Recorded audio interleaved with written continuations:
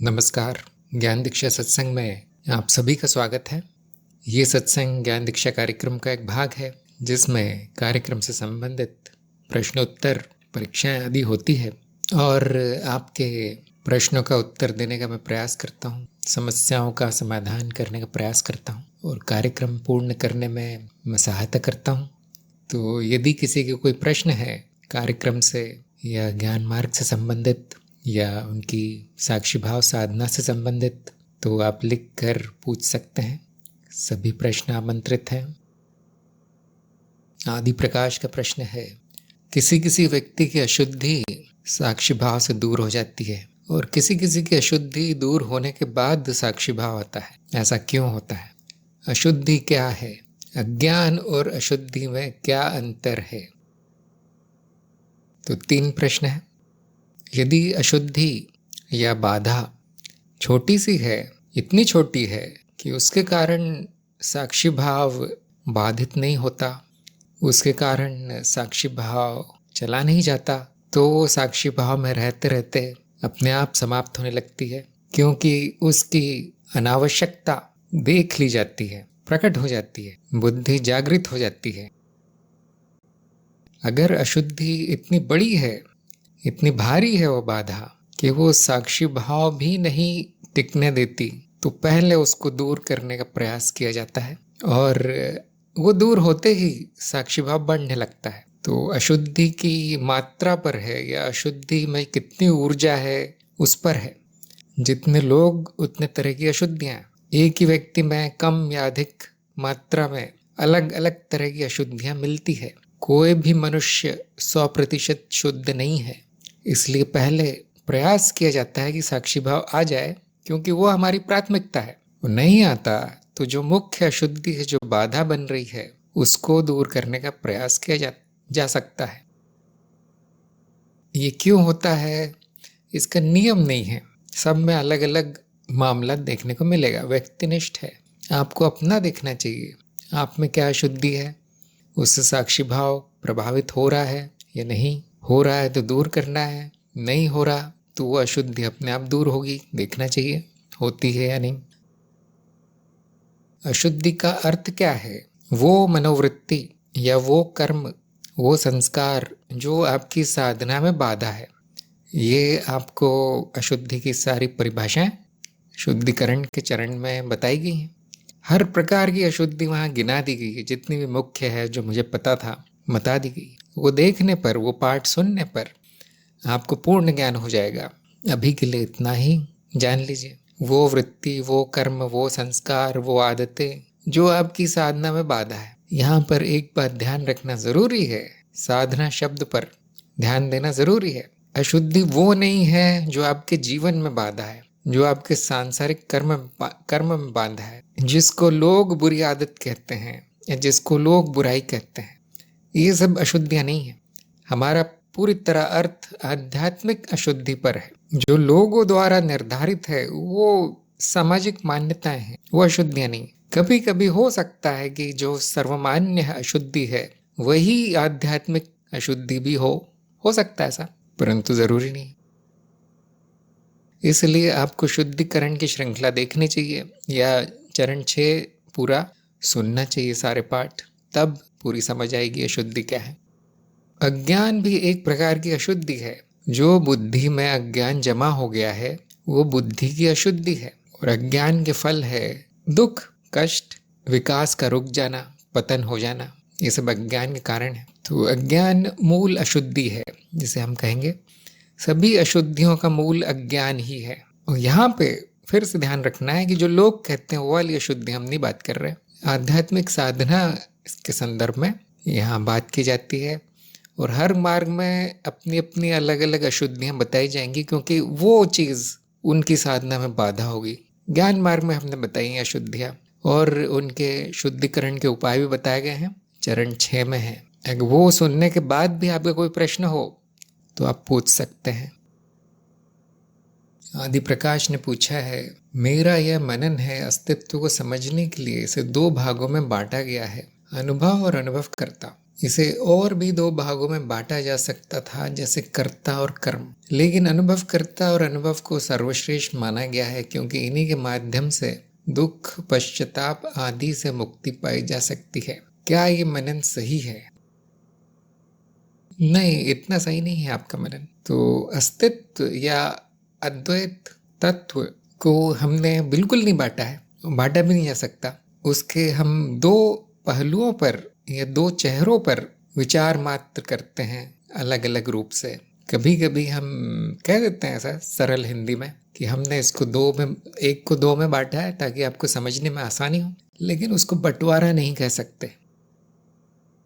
जैसे सिक्के के दो चेहरे हैं, आप एक बार एक देख सकते हैं, दूसरी बार दूसरा पलट कर, लेकिन हम ये नहीं कहेंगे कि मैंने सिक्के को दो भागों में बांट दिया। समझने के लिए एक ही को दो दृष्टिकोणों से जाना जा सकता है, और वो पूरी तरह जो अध्ययन के लिए किया गया था, ये भेद पूरी तरह बौद्धिक है। आपने पूछा है इनको अस्तित्व, कर्ता और कर्म में क्यों नहीं बांटा गया? क्योंकि कर्ता और कर्म एक ही वर्ग में आते हैं, अनुभव के वर्ग में। कर्ता क्या है? जो कर्म कर रहा है वो व्यक्ति, जो मनुष्य शरीर यंत्र, वो भी अनुभव है। वो कर्म क्या है? जो भी परिवर्तन हो रहा है जगत मनो शरीर में, वो कर्म है, वो भी अनुभव है। तो ये अस्तित्व के भाग नहीं है, ये माया में पाए जाते हैं। ये घटनाएं माया में पाई जाती है या अनुभव के प्रकार है। समझने का प्रयास कीजिए। जो मूलभूत भेद किया गया है वो अनुभव और अनुभव करता ही है, क्योंकि एक दूसरे के वर्ग में नहीं आता और दूसरा पहले के वर्ग में नहीं आता। अगर दो घटनाएं हैं वो एक ही वर्ग में आती है तो उसको बांटना नहीं कहेंगे। फिर अनुभव और अनुभवकर्ता को सर्वश्रेष्ठ नहीं माना गया, न इस बंटवारे को सर्वश्रेष्ठ माना गया है, केवल सुविधा के लिए। ये एक ही के दो नाम हैं, एक ही के दो भाग कहने से अच्छा है एक ही के दो नाम है। जो एक है उसके प्रकट रूप को अनुभव कहा गया, उसके तत्व रूप को, उसके आधार को अनुभवकर्ता कहा गया। ऐसा नहीं कि ये सर्वश्रेष्ठ है इसलिए कहा गया, क्योंकि ऐसा ही है, अस्तित्व ऐसा ही है, इसलिए उसको इन दो नामों से पुकारा गया। दृष्टा और दृश्य, इतना ही है। क्या हम कहेंगे वो सर्वश्रेष्ठ है? किसी भी रूप से नहीं है। आपने बताया है कि इन्हीं के माध्यम से दुख, पश्चाताप से मुक्ति पाई जा सकती है। बिल्कुल नहीं पाई जा सकती। ये सारे जो वृत्तियां जो आपने लिखी है, दो लिखी हैं आपने, दुख और पश्चाताप, ये मानसिक वृत्तियां हैं। ज्ञान मार्ग का उद्देश्य वृत्तियों से मुक्ति पाना नहीं है। ज्ञान मार्ग का उद्देश्य अज्ञान से मुक्ति पाना है। ये सब रहेगा हमेशा। दुख, सुख, पछतावा, जो भी भाव है, जो भी विचार है, वो हमेशा रहेगा, क्योंकि वो बहुत प्राकृतिक है। इन भावों और इन वृत्तियों के बिना मनुष्य मनुष्य नहीं है, वो तो पत्थर हो जाएगा। फिर उनसे मुक्ति नहीं पाई जा सकती, ना हमें पाना है, क्योंकि जो मुक्त है उसमें ये सब भाव नहीं है। तो आपका मनन शायद 90% गलत है। पहला वाक्य सही है, समझने के लिए आप कह सकते हैं दो भागों में बांटा गया है। उसके बाद आपने जो लिखा है उसमें कुछ भी सही नहीं लग रहा। तो मेरा सुझाव है कि मूल ज्ञान से या ज्ञान मार्ग क्या है वहां से शुरू कीजिए। उसका उद्देश्य क्या है ज्ञान मार्ग का, किसको सर्वश्रेष्ठ माना गया है, कर्ता और कर्म किस वर्ग में आते हैं, अस्तित्व का अर्थ क्या है, क्या अस्तित्व को कर्ता और कर्म में बांट देने से वो पूर्ण हो जाएगा, एक तरफ कर्ता एक तरफ कर्म, तो क्या वो पूर्ण अस्तित्व को दिखाएगा ये बंटवारा? इस तरह से सोचिए। क्या एक संपूर्ण अस्तित्व में से दो वृत्तियों को बाजू में रख के अलग अलग कर देने से अस्तित्व का बंटवारा हो जाएगा? संभव नहीं। क्यों हम कहते हैं कि हमने बांटा है दो में, फिर बाद में हम उसी बात का खंडन करते हैं कि नहीं, हमने नहीं बांटा। इन चरणों में क्यों हम जाते हैं, सब अलग अलग करके देखते हैं, सिर्फ यही जानने के लिए कि सब अलग नहीं था? क्यों ऐसा करते हैं हम? विश्लेषण क्यों करते हैं? ऐसा करने क्या लाभ है? दो अस्तित्व के दो चेहरों को, नाम रूप और तत्व को अलग अलग जानने के क्या फायदे हैं? ये सब आपके कार्यक्रम में सब कुछ बड़ा स्पष्ट बताया गया है। तो आप दोबारा सुनिए या फिर दोबारा मनन कीजिए, आपने अपने लेखों में लिखा भी होगा ये। अगला प्रश्न है साक्षी प्रिया का। अनुभव करता कुछ नहीं करता, वह दृष्टा है, जो भी होता है स्वतः होता है। फिर यह कैसे सुबह जल्दी उठना है, काम करना है, बच्चों के लिए खाना बनाना है, दफ्तर जाना है, तो ये सब कौन कर रहा है? तो आपने ही तो लिखा है कि स्वतः होता है। ये घटनाएं प्रतीत हो रही हैं, कोई नहीं कर रहा। अगर ये समझना कठिन है आपके लिए, या आपका अप्रोक्ष अनुभव नहीं है, तो आप मान सकते हैं कि ये मनोशरीर यंत्र कर रहा है। क्योंकि जब कोई कर्म ये मनोशरीर यंत्र के द्वारा होता है तो उसे कर्ता उसी को ठहराया जाता है, जबकि कर्ता केवल एक धारणा है, परिकल्पना है। जैसे हमारी सरकार ये करती है, हमारी सरकार वो करती है, यहाँ पे सरकार को कर्ता बना दिया है। लेकिन आप ढूंढने जाएंगे तो आपको क्या मिलेगा? क्या कोई एक व्यक्ति या कोई एक चीज मिलेगी सरकार नाम की? बिल्कुल नहीं। वो एक धारणा है, परिकल्पना है, एक घटना को दर्शाती है। ऐसे आप मनुशरीर को तो कर्ता ठहरा सकते हैं, लेकिन वहां पे एक इकाई के रूप में क्या मिलेगा? क्या हाथ कुछ कर रहे हैं? क्या पैर कुछ कर रहे हैं? क्या दिमाग कुछ कर रहा है? इन सभी अंगों को मिलाकर मनुशरीर को कर्ता कह दिया गया है। तो है नहीं कोई करने वाला, अपने आप हो रहा है। और यदि ये समझना कठिन होता है तो वो मनुष्य, मनुशरीर यंत्र, उसको आप कर्ता कह सकते हैं। वो मैं नहीं हूं, ये जानना आत्मज्ञान है। मैं क्या हूं ये जानना। मेरा तत्व वो नहीं है, इसलिए वो जो भी करता है वो मैं नहीं करता। मनुशरीर यंत्र भी नहीं समझ में आया क्या है ये, तो आप इसको व्यक्ति कह सकते हैं। ये व्यक्ति है, व्यक्ति करता है सब कुछ जो आपके रोज का काम है। व्यक्ति मैं नहीं हूँ, ये जानना जरूरी है, इसलिए मैं करता भी नहीं हूँ। व्यक्ति भी समझ में नहीं आया है क्योंकि वो भी धारणा है, सच में तो है नहीं कोई व्यक्ति। तो आप ये कह सकते हैं कि मैं करता हूँ। यहाँ पे मैं का अर्थ अहम है, अहम। और अब आप देख सकते हैं यहाँ पूर्ण अज्ञान है, यहाँ कोई संभावना नहीं है आत्मज्ञान की, क्योंकि करने वाले को ही मैं मान लिया है। तो साक्षी प्रिया के लिए मनन है, घर में बैठ के कीजिए कि मैं क्या हूँ इन सब में से, ये जानने का प्रयास कीजिए। अब जिनकी और रुचि है कि क्या ये सच में करता है, कौन करता है सब, खाना बनाना, उठना, काम करना, तो उनके लिए पंखे का उदाहरण है कि आपके घर में कोई पुराना पंखा है, आप उसको चलाते हैं तो उसमें से आवाज़ आती है। तो साधारण भाषा में हम कहते हैं पंखा आवाज़ कर रहा है।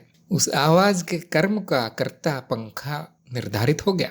कोई बुरी बात नहीं है, अज्ञान नहीं है, यहाँ पूरी तरह व्यवहारिक बात है।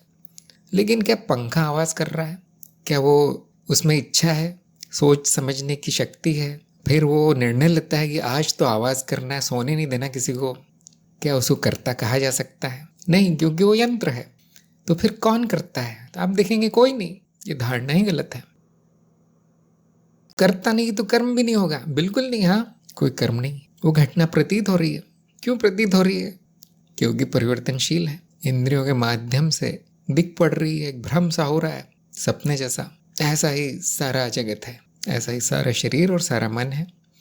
जो सबको एक में मिला दिया जाए तो मानसिक घटनाएं मात्र हैं और कुछ नहीं। तो सबसे ऊपरी स्तर पर ना कोई कुछ होता है, ना कोई घटना है, सच में नहीं है। ना कोई करने वाला है, ना कोई कर्म है, ना कोई कर्म फल है, ना कोई कारण प्रभाव है। सबसे ऊपरी स्तर पर सत्य का स्तर। लेकिन इससे काम नहीं चलता मनुष्य का, इसलिए हम नीचे आ जाते हैं और जो भी हमारे लिए उपयोगी है उसको सत्य कह देते हैं। इसको हमने कहा है विसत्य, व्यवहारिकता में काम चलाने के लिए। अब यहाँ पे मनुष्य करता है, हाँ, पंखा भी करता है, हाँ, कर्म भी है, फल भी आएंगे। पंखे के आवाज़ करने का फल क्या है? आप उसको निकाल के फेंक देंगे, नया पंखा लगा देंगे। ऐसे ही मनुष्य के भी कर्मों का फल आएगा कुछ न कुछ। और ये बुद्धिमानी है, ये जानना कि किस कर्म के क्या फल आते हैं, उससे जीवन अच्छा चलता है। जैसे पंखा शांति से अपना कार्य कर लेता है, वैसे मनुष्य शांति से सुखपूर्वक सही कर्म करके अपना जीवन बिता देता है। तो मैं इन सब का दृष्टा हूँ, ये जानने का प्रयास कीजिए। साक्षी प्रिया को मेरा सुझाव है, ये न जान पाए आपकी मैं क्या हूँ तो फिर पूछिए सत्संग में। बोध प्रिया का प्रश्न है, क्या साक्षी भाव में हिंसा हो सकती है, चाहे वो आत्मरक्षक ही क्यों न हो? हिंसा तो अज्ञान के कारण होती है और साक्षी भाव तो ज्ञान का प्रकाश है। इसमें सारी वृत्तियों को देखने मात्र से वो शिथिल हो जाता है, या उससे मुक्त हो जाते हैं। तो हिंसा कैसे हो सकती है, कृपया स्पष्ट करें। साक्षी भाव में हर चीज हो सकती है, क्योंकि साक्षी भाव कोई विशेष कर्म नहीं है। जैसे कि आपने लिखा है ज्ञान का प्रकाश है, बस हर कर्म जिसमें प्रकाशित हो जाए वो साक्षी भाव है। तो हाँ, हर चीज हो सकती है, हिंसा हिंसा सब कुछ। वो क्या निर्धारित करता है क्या कर्म होगा? वो संस्कार निर्धारित करते हैं पूरी तरह से। कुछ लोगों का मानना है 100% संस्कार ही है, लेकिन कभी कभी प्राकृतिक घटनाएं भी उसमें योगदान देती है कि क्या कर्म होगा। तो हिंसा अज्ञान के कारण होती है, बात सही नहीं है। जो जरूरी होता है वो होता है। कितना भी ज्ञानी हो जाए, उसके लिए अगर हिंसा जरूरी है तो वो कर देता है। अगर आप कहीं जा रहे हैं, आपके ऊपर गली के कुत्ते आक्रमण कर देते हैं, वो काटने दौड़ते हैं, अब कितना भी बड़ा ज्ञानी हो, वो डंडा लेके पत्थर लेके उनको मारेगा, वो हिंसा है। वो ये नहीं कहेगा कि मैं ज्ञानी हूँ, काट लो जितना काटना है। वो मूर्खता है, वो ज्ञान नहीं है। तो हिंसा या कोई भी कर्म अज्ञान के कारण हो जरूरी नहीं है, कभी कभी आवश्यक हो जाता है। अज्ञान के कारण कौन सी हिंसा होती है? जो आवश्यक नहीं है, जिसके बिना जीवन चल जाए। जैसे शिकारी बंदूक लेके निकल जाता है जंगल में क्योंकि उसका शौक है जानवरों को मारना या उनकी खाल वगैरह बेचना, उसको लोभ है, लालच है। ये अज्ञान के कारण है, बोल सकते हैं। ये नहीं होगा। अगर साक्षी भाव है और ज्ञान है तो अनावश्यक हिंसा हिंसा नहीं होगी। और अच्छी बात क्या है कि अनावश्यक प्रेम भी नहीं होगा। आप रास्ते में जा रहे हैं, आपको सांप दिख गया तो आप उससे प्रेम नहीं करने लगेंगे कि चलो मैं तुम्हें घर ले जाता हूँ, खाना देता हूँ। आप थोड़ा दूर हटके उसको जाने देंगे, मारेंगे तो नहीं क्योंकि साक्षी भाव है, लेकिन आप अनावश्यक प्रेम भी नहीं दिखाएंगे उसके लिए। लेकिन आपका बच्चा भूखा है, रो रहा है, हाँ, अब वहाँ पे प्रेम आवश्यक है। आप उसकी देखभाल करेंगे, आप खाना देंगे उसको। तो कर्म क्या होगा ये आवश्यकता निर्धारित करती है, न कि ज्ञान या साक्षी भाव। ज्ञान का अर्थ ये नहीं कि आपको कर्मों की सूची दे दी जाएगी, ये करना और कुछ मत करना, संभव ही नहीं है वो। इसलिए आपको हमेशा क्या कहा जाता है, शायद हर सत्संग में ये बात दोहराई जाती है कि जो आवश्यक है वो करना है, जो सुखदायी है सबके लिए वो करना है। कभी कभी आवश्यक नहीं होता लेकिन सुखदायी होता है, जैसे खाना पीना, संगीत, नाच गाना, सुखदायी, आवश्यक तो नहीं है, लेकिन किसी का उसमें बुरा तो नहीं हो रहा, किसी की हानि नहीं हो रही, ना आपकी हो रही, ना आपकी साधना में बाधा है, तो बिल्कुल करना चाहिए। वो भी आवश्यक है, क्योंकि अगर आप केवल रक्षण भक्षण प्रजनन तक ही सीमित रह जाएंगे तो जीवन जड़ हो जाएगा, नीरस हो जाएगा। तो मनोरंजन, ये रोचक कार्य, इसको भी आवश्यकता में डाल देते हैं हम, क्या करना है, पत्थर बन के नहीं जीना है। कभी कभी उसमें आम जनता जिसको बुरा समझती वो भी करना पड़ जाता है, जैसे हिंसा। आप उस पर बहुत ज़्यादा मानदंड नहीं लगा सकते, कर्म क्या करना चाहिए इस पे। जैसे सैनिक को हम कह नहीं सकते कि तुम हिंसा को हिंसा मत करो, क्योंकि वो दूसरे देश के सैनिक इतने ईमानदार नहीं है, वो तो आपके देश पे कब्जा कर लेंगे, मार डालेंगे, सबको लूट लेंगे। सैनिक को बोलना पड़ता है हिंसा ही करना है तुम्हें और कुछ नहीं, उसको इस काबिल बनाया जाता है कि वो मार काट कर सके। इसी तरह हम जो हिंसक पशु है उनको हिंसक नहीं बोलना चाहिए, उनका स्वभाव, उनका भोजन मार के खाना है, उनको बोल नहीं सकते कि तुम शाकाहारी हो जाओ। शेर को बोल नहीं सकते कल से शाकाहारी हो जाओ, स्वर्ग जाओगे, वो बोलेगा यहाँ तो नरक हो जाएगा मेरे लिए। तो आवश्यकता निर्धारित करती है, आपको भी वही करना है जो आवश्यक है। एक चीज को बुरा मान लेना, दूसरे कर्म को अच्छा मान लेना और फिर जड़ बुद्धि से उसी में बने रहना, बदलना नहीं अपने आप को कभी, ये ठीक नहीं है। ये यहाँ पे ज्ञान का पूरी तरह अभाव है, बुद्धि का अभाव है। क्या आवश्यक है, हाँ, ये बदलता रहता है समय के साथ, स्थान के साथ, आयु के साथ, व्यक्ति के साथ। बहुत व्यक्तिनिष्ठ है। ठीक उसी समय निर्णय लेना है कि ये आवश्यक है या नहीं। क्या मेरे से हमेशा 100% सही कर्म होगा? बिल्कुल नहीं होगा, गलतियां होंगी। गलती करना इंसान का स्वभाव है, बच नहीं सकते। हो गई तो हो गई, अगली बार नहीं करना है, ये बुद्धिमानी। मैं कुछ करूंगा ही नहीं जब तक कोई बोले नहीं मुझे, ये बेवकूफ़ी है। जो आपकी बुद्धि कहती सही है उस समय कर देना है, फल देखना है क्या आता है। आपके अनुसार फल नहीं आया तो सीखना है कि हाँ यहाँ पे गलती हुई, अब आगे से नहीं होगा। बहुत आसान है। अगर कोई अनावश्यक कर्म होने वाला है और साक्षी भाव कहता है, साक्षी भाव से प्रकाशित बुद्धि कहती है कि ये तो बेकार है, ठीक नहीं ये काम, तो अपने आप नहीं होगा। और अगर वो आवश्यक है और फिर कितना भी साक्षी भाव कहता रहे कुछ भी, वो होके रहेगा।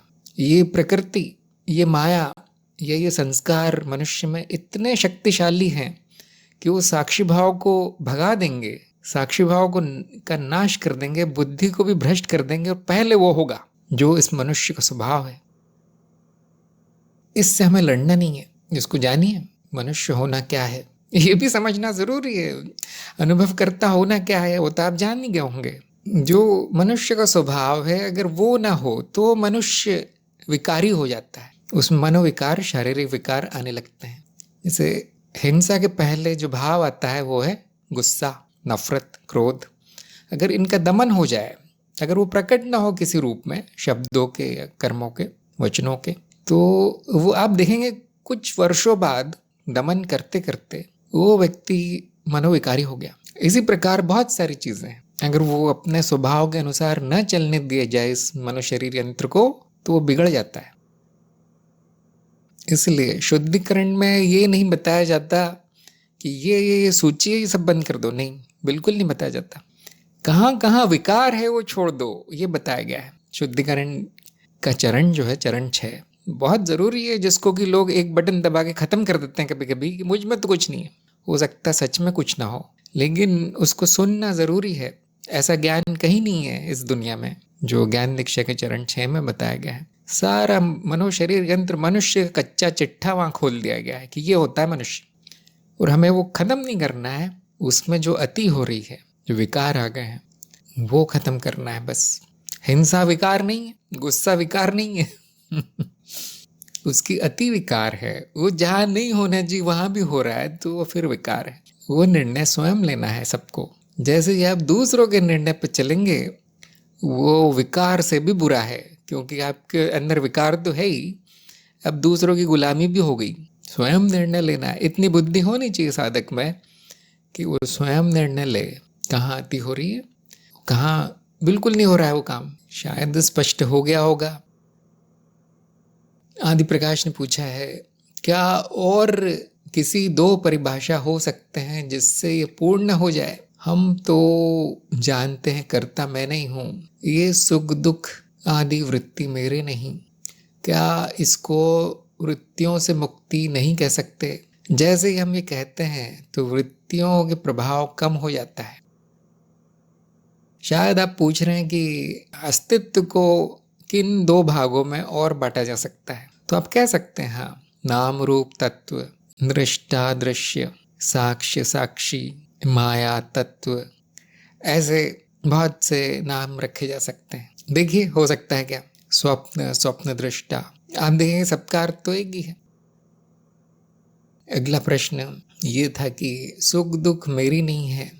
हाँ, आप कह सकते हैं, आप यही जानेंगे कि ये वृत्तियाँ मेरी नहीं है, और ये भी जानेंगे कि कभी मेरी थी भी नहीं, इसलिए मुक्ति किससे हुई? फिर किसी से नहीं। फिर भी आप अज्ञान की भाषा में कह सकते हैं चलो मुक्ति हो गई, लेकिन सच्चाई क्या है, सत्य क्या है? आप पहले से ही मुक्त हैं सभी वृत्तियों से, अभी भी हैं, हमेशा रहेंगे, वो आ भी नहीं सकती वापस। तो मुक्ति शब्द ही अर्थहीन हो जाता है। क्या ये जीव मुक्त हो जाएगा उनसे? बिल्कुल नहीं, क्योंकि वो उसी से परिभाषित है। जैसे कि मैंने कहा, उसमें वृत्तियां नहीं होंगी तो उसको हम जीवंत नहीं कहेंगे, फिर तो पत्थर है। पेड़ पौधे में भी वृत्तियां होती हैं, कीड़ों में भी वृत्तियां होती, सुख दुख सब, पीड़ा कष्ट सब भोग पाते हैं। तो जो मुक्त है वो पहले से मुक्त है, और जो बंधन में है वो पहले से बंधन में है, और उसका जीवन ही उससे परिभाषित है। वो बंधन कहना भी अज्ञान है, क्योंकि अगर वो सीमा नहीं होगी, वो बंधन नहीं होगा, तो वो जीव भी नहीं होगा। इसलिए अज्ञान का नाश मुक्ति है केवल, और कुछ नहीं हो सकता। बाकी सब पूरी तरह ठीक है, केवल अपना अज्ञान समाप्त कर लीजिए, बाकी सब मुक्त, सीमित, असीमित, बंधन सब अपनी अपनी जगह पे सब कुछ ठीक है। पूर्णता है इस अस्तित्व में। समस्या क्या आ गई है कि जो सीमित है, जो बंधन में आप चाहते हैं वो मुक्त हो जाए किसी तरह से, उसकी वृत्तियां समाप्त हो जाए, और जो असीमित है, जो मुक्त है पहले से, स्वच्छंद है, उसको आप जानते भी नहीं कि वो क्या है, आपका स्वयं का स्वरूप। ये समस्या है। ये ठीक हो जाए, जो कि एक दिन का काम है अपने तत्व को जानना, तो फिर आप कभी नहीं पूछेंगे ये प्रश्न। प्रभाव कम हो जाता है। हाँ, साक्षी भाव से प्रभाव कम हो जाता है, ज्ञान से वृत्तियों का प्रभाव कम हो जाता है। कौन सा प्रभाव? हानिकारक प्रभाव। जैसे कि मैंने बताया, जो अनावश्यक रूप से चल रही होगी वृत्ति, साक्षी भाव से थोड़ी कम हो जाती। क्या उनका अंत हो जाता है? एक का अंत होकर दूसरी शुरू हो जाती है। ये थोड़ा लंबा विषय है। जैसे पशु योनि में पशु वृत्ति जरूरी है चलना, नहीं तो पशु जिंदा नहीं रहेगा। लेकिन मनुष्य योनि में आगे उसका प्रभाव कम हो जाता है, दूसरी वृत्तियां अधिक हो जाती।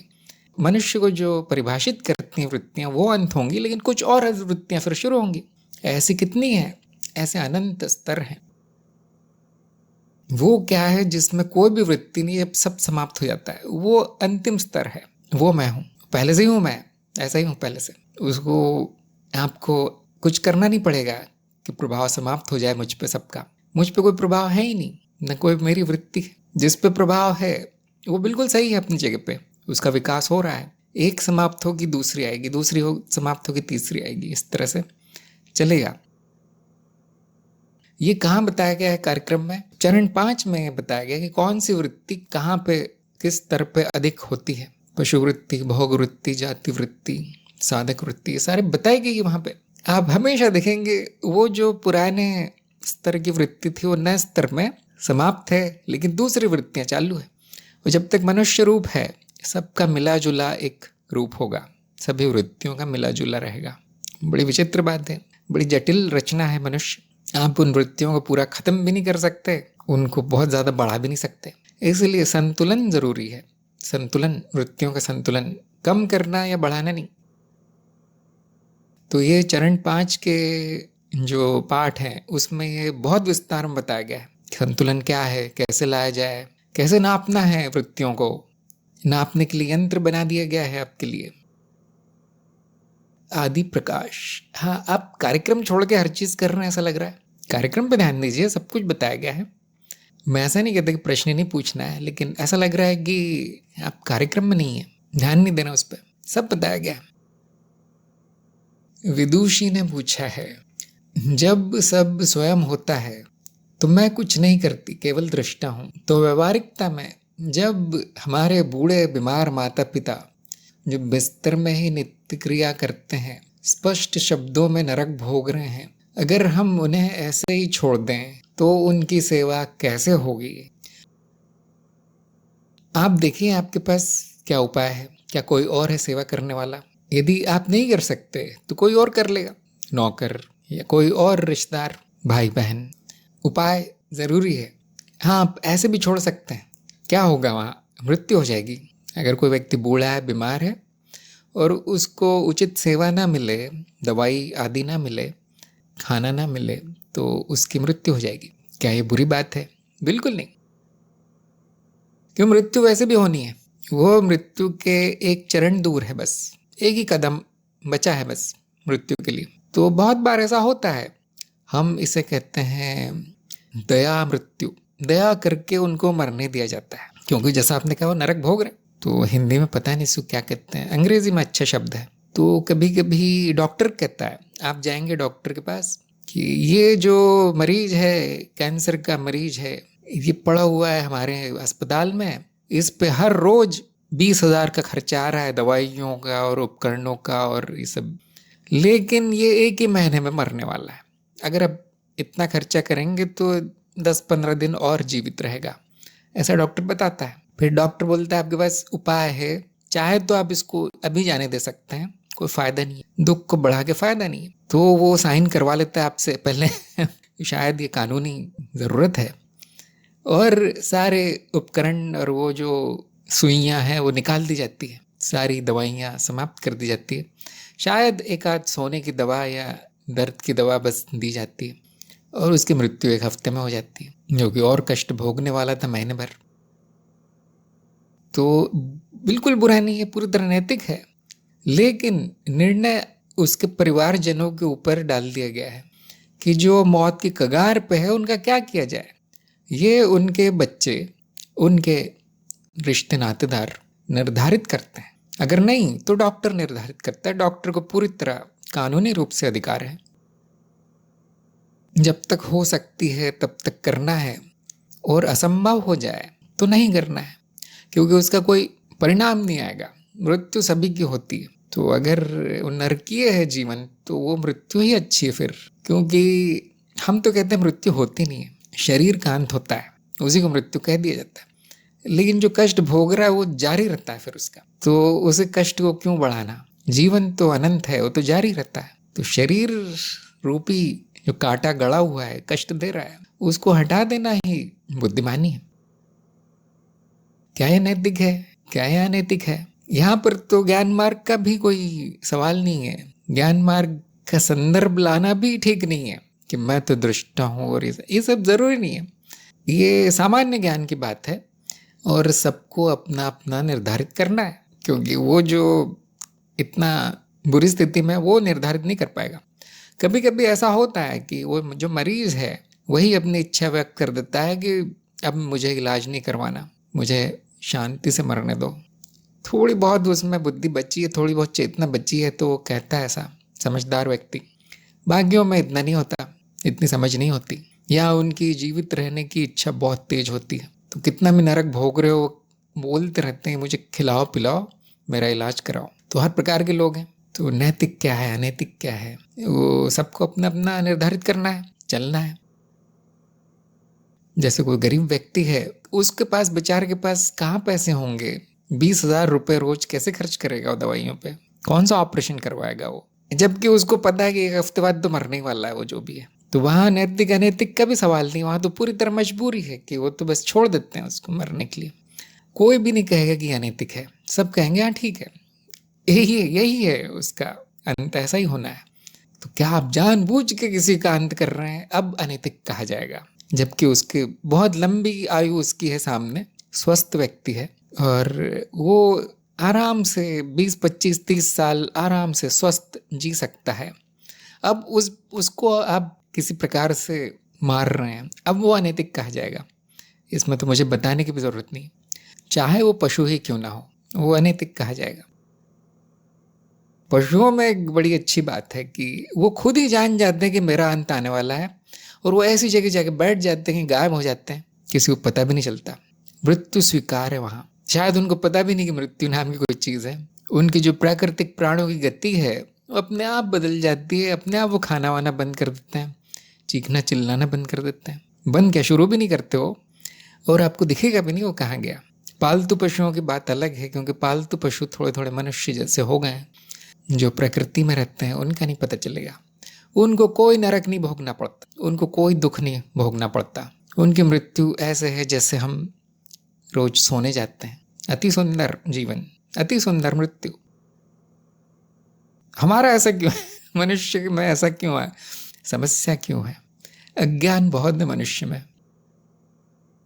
तो अपने अपने अज्ञान के आधार पे अपनी अपनी नैतिकता सबको तय करनी है, और अगर उनसे आपका कोई लेना देना नहीं है तो उस व्यक्ति से, तो आप वहाँ से पूरी तरह से जा सकते हैं। कर्म बंधनों पर निर्भर है, किसी किसी से बहुत कर्म बंधन होते हैं तो आप छोड़ नहीं सकते उनको, किसी भी हालत में हो।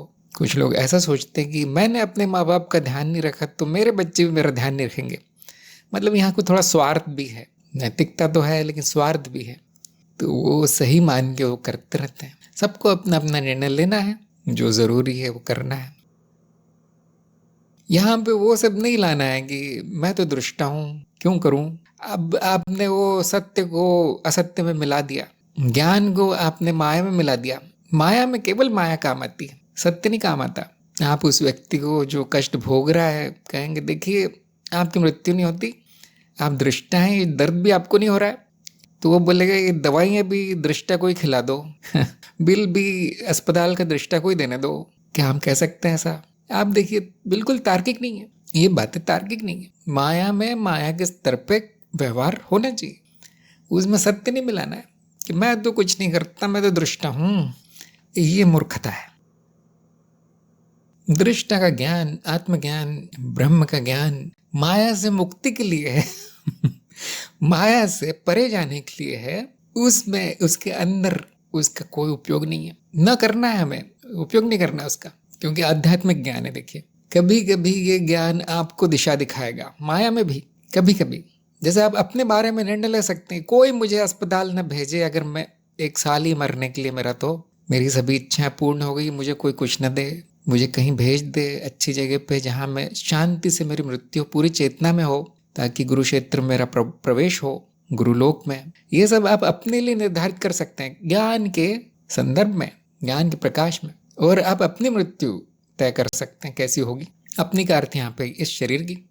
लेकिन दूसरे के मामले में आप ज्ञान नहीं थोप सकते किसी पे, किसी को ज्ञान नहीं है, सब कोई नहीं समझता है बातें। देखिए, आप ज्ञान दीक्षा कार्यक्रम कर चुके हैं, आप ज्ञान मार्गी हैं, फिर भी आपको स्पष्ट नहीं है कौन कर रहा है काम, स्पष्ट नहीं है क्या करना चाहिए, स्पष्ट नहीं है। तो आम जनता का क्या आप किसी को बोल सकते हैं कि भाई तुम तो अनुभव करता हो, अब दवाई खाना बंद करो, तुम्हारी सेवा ही बंद हो जाएगी आज से? आप ऐसा बिल्कुल नहीं बोल सकते, पूरी तरह अनैतिक है। अज्ञानी को ज्ञान बताना बिल्कुल बेकार है, कोई काम नहीं आता। अपने बारे में आप जरूर स्वतंत्र हैं निर्णय लेने के लिए। जैसे एक मैं छोटा सा उदाहरण कभी कभी देता हूँ। लोग पूछते रहते हैं मैं शादी करूँ या नहीं करूँ। अब मैं बड़ा परेशान हो जाता हूँ, प्रश्न आया कैसे? बोलता हूँ तुम्हारे पास अनुभव करता है कि शादी करवा रहे हो, फिर वो स्पष्ट करता है नहीं मैं इस शरीर की बात कर रहा हूँ, व्यक्ति की। तो मैंने कहा मैं कैसे बताऊँ, ये तो सबको अपना अपना निर्णय लेना है। अगर आपको ज्ञान है तो आप किसी को कह सकते हैं क्या समाज में जाके कि भाई देखो तुम अनुभव करता हो, शादी मत करो। वो बोलेगा तुम किस पागल खाने से छूट के आए हो। हम नहीं बोल सकते किसी को, लेकिन क्या मैं अपने बारे में निर्णय ले सकता हूँ? हाँ, 100%। मेरा तत्व ये है, मैं जान गया, अब ये शरीर बस मोह माया बंधन है, और 2-4 लोगों को और क्यों बांध लूं मैं अपने साथ। क्यों भारत में जब शादी होती है तो आपको पूरे खानदान के साथ शादी करवा दी जाती है, व्यक्ति के साथ नहीं होती। समझदार व्यक्ति बोलेगा हाँ मैं अपने बारे में निर्णय ले सकता हूँ, मेरे लिए पूरी तरह बेकार है और मेरे गुरु तो मुझे आश्रम से निकाल देंगे मैं अगर इस तरह सांसारिक कर्मों में फंस गया तो वो स्वतंत्र है अपने बारे में निर्णय लेने के लिए, चाहे वो माया का ही निर्णय क्यों ना हो। ज्ञान के प्रकाश में हुआ है, ठीक है, मेरे लक्ष्य के अनुसार नहीं है, हाँ ठीक है, लेकिन दूसरे के बारे में कोई निर्णय नहीं लिया जा सकता। तो इस तरह से जब लोग पूछते हैं तो मैं समझ जाता हूँ अज्ञान बचा है अभी। अज्ञानी को ज्ञान बताना पूरी हानिकारक है, ठीक नहीं है। इसलिए मेरा उत्तर यही रहता है, आप स्वयं निर्धारित कीजिए, आप अपना ज्ञान अज्ञान जो भी लगाना है, तर्क वर्क बुद्धि इच्छा भावना, आप खुद ही तय कीजिए। वो सोचते होंगे हाँ मैंने तो गलती कर दी इस व्यक्ति को गुरु मान के, कुछ नहीं बताता, लेकिन उनको पता नहीं है अभी कि गुरु का कार्य क्या है। वो जो बताया गया है ठीक गुरु वही बताता है। अपने पैरों पे खड़े हो, अपना कर्म खुद निर्धारित करो, किसी और से मत पूछो, वो गलत है पूछना। तो ऐसे बहुत से उदाहरण रोज देखने को मिलते हैं मुझे। कुछ तो बड़े विचित्र होते हैं, कुछ कहते हैं मेरा यहाँ मुकदमा चल रहा है, आप बताइए कैसे जीतूं मैं इसमें, मेरी संपत्ति है वो मेरे हाथ में आ जाए किसी तरह। अब यहाँ पे अज्ञान इतना ज़्यादा है कि उसको फिर मैं ऐसे कर्मयोग भी नहीं बता सकता, उसको मैं ज्ञान योग कुछ भी नहीं बता सकता। उसको मैं ठीक वो बताता हूँ जैसे एक अज्ञानी व्यक्ति दूसरे व्यक्ति को बताता है। क्योंकि वहाँ पे ये कहना कि देखो तुम गधे हो, तुम मूर्ख हो, मैं गुरु हूँ, तुम मुझसे ये सब मत पूछो, मुझे वो पूछो जो वेद उपनिषदों में लिखा है, जो वेद उपनिषदों में लिखा है, मैं गुरु हूँ। अब वो कह गए तो बहुत घमंडी अभिमानी है, तो गुरु तो है ही नहीं, इसको एक छोटा सा सहायता मांगी इसने दी नहीं। तो गुरु ठीक वो करता है जो गुरु को करना चाहिए, वो उस स्तर तक आ जाता है एकदम नीचे कि हाँ मैं ये वकील को जानता हूँ, हाँ ये कानून है साहब, ये देखो यहाँ पढ़ लो, ये सब है, और उसकी थोड़ी सी सहायता कर दी जाती है। उसको भी लगता है हाँ कुछ किया, ये गुरु है। छोड़ के नहीं भागे मेरे को। लेकिन क्या उसे कोई उपयोग था? वो तो किसी और से भी पूछ सकता था, और वो किसी और से पूछता, किसी कानूनी व्यक्ति से, वकील से, जो अनुभवी है, जिसको इस सब के बारे में ज्ञान है, तो उसको ज़्यादा फायदा होता। लेकिन वहाँ ज्ञान इतना ज़्यादा है कि वो मुझसे पूछ रहा है बेचारा। तो विदुषी को मैं कहता हूँ हाँ आप पहले तो ये जानिए कि सही प्रश्न क्या है और किससे पूछना चाहिए। गुरु से अध्यात्म, वकील से कानून, डॉक्टर से बीमारी, बाकी आप लोग जानते हैं। कृष्ण प्रिया ने कहा है मेरी शुद्धिकरण चल रही थी और साक्षी भाव गायब हो गया था, कैसे पता चलेगा कि अशुद्धि समाप्त हो गई? अभी दिन में थोड़ी थोड़ी देर के लिए साक्षी भाव आने लगा है, विरक्ति सी हो रही है, तो इसी से पता चलेगा। अशुद्धि जैसे अभी परिभाषा बताएगी वो है जो आपके आध्यात्मिक लक्ष्य में बाधा है। जो आपके मार्ग में बाधा है, और वो गई या नहीं गई इससे पता चलेगा कि आपकी प्रगति जा रही है, आपकी साधना चल रही है। तो उससे आप मान सकते हैं कि वो चली गई। क्या वो दोबारा नहीं आएगी? आ सकती है, फिर से उसको कोई उपाय कर देना है। तो अगर वो अशुद्धि दिख गई कि हाँ मेरे में अशुद्धि है, आपको वो ये भी दिख जाएगा कि अब वो नहीं है, दिख जाएगा वो। और अगर वो अशुद्धि अदृश्य है, ऐसा विकार है जो बहुत छुपा हुआ है, तो आपको उसके प्रभाव दिखेंगे। अगर वो चला गया तो आपकी आनंद और शांति सुख बढ़ जाएगा, आपकी साधना की गति बढ़ जाएगी, आपकी साधना की जो तीव्रता है बढ़ जाएगी, आपकी प्रगति तेज हो जाएगी। तो ये कई वर्षों का काम है। कोई कोई भाग्यशाली होता है, उसे कुछ महीनों में, कुछ हफ्तों में ये सब आकर चला जाता है, शुद्धियाँ शुद्धिकरण सब हो जाता है उसको। लेकिन ऐसे बहुत कम है, बहुत कम है। सामान्य रूप से कई वर्षों तक चलने वाला काम है। इसीलिए वो यंत्र बनाया गया है शुद्ध अभिलाषा नाम से। क्यों बनाया गया? उसमें मैं क्यों कहता हूँ लिख के रखो अपनी अशुद्धि? क्योंकि अक्सर साधक भूल भी जाते हैं कि उनमें क्या अशुद्धि है। जैसे साक्षी भाव भूल जाते हैं, ऐसे मार्ग भूल जाते हैं, साधना भूल जाते हैं, गुरु को भूल जाते हैं, वैसे वो ये भी भूल जाते हैं कि मेरे में क्या अशुद्धि थी, मैंने किस पे कार्य शुरू किया था कार्यक्रम के दौरान, भूल जाते हैं वो। तो मैं कहता हूँ लिख के रखो। वो कहाँ लिख के रखा वो भी भूल जाते हैं। तो इसलिए वो यंत्र बना दिया गया है, क्योंकि आप उस साइट से जुड़ गए हैं अब, तो सब कुछ एक जगह देने का प्रयास है। तो वो यंत्र खास तौर से ज्ञान दीक्षा कार्यक्रम वालों के लिए बनाया गया है, जबकि सभी लोग उपयोग कर सकते हैं उसका। तो यंत्र में मैं भी हूँ, यंत्र में गुणिक भी है सहायता करने के लिए। इसलिए वहाँ कहा गया कि क्या अशुद्धि है, पहले तो जानिए, जानने का प्रयास कीजिए क्या अशुद्धि है, लिख के रखिए उसको, उस यंत्र में डाल के रखिए, और याद रखिए कि ये है, मुझे इस पर कार्य करना है, उपाय करना है। और जितना आप उसके पीछे हाथ दोगे पड़ जाएंगे, उतनी जल्दी वो चली जाती है। अक्सर क्या होता है, साधारण साधक जिसमें प्रचंडता नहीं है, गुण नहीं है, अच्छा शुद्धिकरण है, चलो बीच बीच में एक आध पाठ वो पढ़ लेता है, अच्छा ये वाली मेरे काम की, हाँ वो पाठ सुन लेता है, अच्छा हाँ ये है मुझे कुछ करना पड़ेगा, मैं पूछता हूँ गुरु से, अब वो पूछ लेता है, मैं उसको बताता हूँ कुछ, कभी कभी पूछते भी नहीं लोग, अच्छा ये करने को बोला है, तो एक दो दिन वो करता है, भूल जाता है फिर उसके बाद। क्यों? क्योंकि जीवन में और बहुत कुछ है करने के लिए जो ज़रूरी है। अशुद्धि पे किसी का ध्यान नहीं जाता, किसी का। अगर वो अदृश्य है तो बिल्कुल नहीं जाएगा, वो बोलेगा मुझ में कोई अशुद्धि नहीं है। अशुद्धियों का मामला बहुत गहरा है, उस पर तो पूरा का पूरा एक कार्यक्रम बन सकता है। जैसे ज्ञान दीक्षा है, वैसे अशुद्धि दीक्षा, निराकरण दीक्षा, ऐसी पूरी किताब लिखी जा सकती है उस पर। तो यंत्र बनाया गया है, हो सकता है किसी काम आ जाए। अब लिख के रखेंगे तो उसमें मेरी शक्ति जुड़ जाती है, जो मेरा संकल्प है वो जुड़ जाता है। और आप लिख के रखेंगे तो हाँ एक संदेश जाता है आपके चित्त के माध्यम से कि हाँ ऊपर तक जाता है वो संदेश, ये साधक इस अशुद्धि को समाप्त करने की कोशिश कर रहा है। अगर आप लिखेंगे भी नहीं, कभी उसके बारे में सोचेंगे भी नहीं, तो उसको गंभीरता से लेंगे भी नहीं, तो क्या संदेश जाता है, यहाँ सब ठीक है, यहाँ कुछ नहीं करना है हमें। गुरु भी बोलता है हो रहा होगा इसका कुछ, चल रहा होगा काम। तो इसीलिए सब कुछ आपके तेज प्रगति के लिए बना दिया गया है, आप लोग लाभ उठाइए उसका। ऐसे ही वहाँ अभिलाषा नाम से दो, उस यंत्र के दो भाग है, एक अशुद्धि का है, हाँ शुद्धिकरण, फिर अभिलाषा क्या है, इच्छा पूर्ति का। क्योंकि कभी कभी बची हुई इच्छाएं अशुद्धि बन के आ जाती हैं। अब उसको अशुद्धि नहीं कहेंगे। देखिए मान लीजिए आपकी घर खरीदने की इच्छा है, मान लीजिए आपकी कुछ कमाने की इच्छा है, आराम का जीवन व्यतीत करने की इच्छा है, या कोई छोटी सी इच्छा है, वो सारा ध्यान खींच लेती है। अब साधना किसे पड़ी? तो इसीलिए गुरु कृपा ऐसी हुई है कि हाँ आपकी इच्छा भी पूरी कर दी जाती है, अगर छोटी मोटी है तो, लेकिन हर इच्छा नहीं पूरी की जाएगी। जैसे मैंने अभी उदाहरण दिया, हाँ ये बीमारी ठीक हो जाए पूरी, ये मुकदमा जीत जाऊं, ये सब नहीं किया जाता। ठीक वो पूरा हो जाएगा जो आपकी साधना में बाधा है। जैसे आप इच्छा करेंगे मुझे घर परिवार से मुक्ति मिल जाए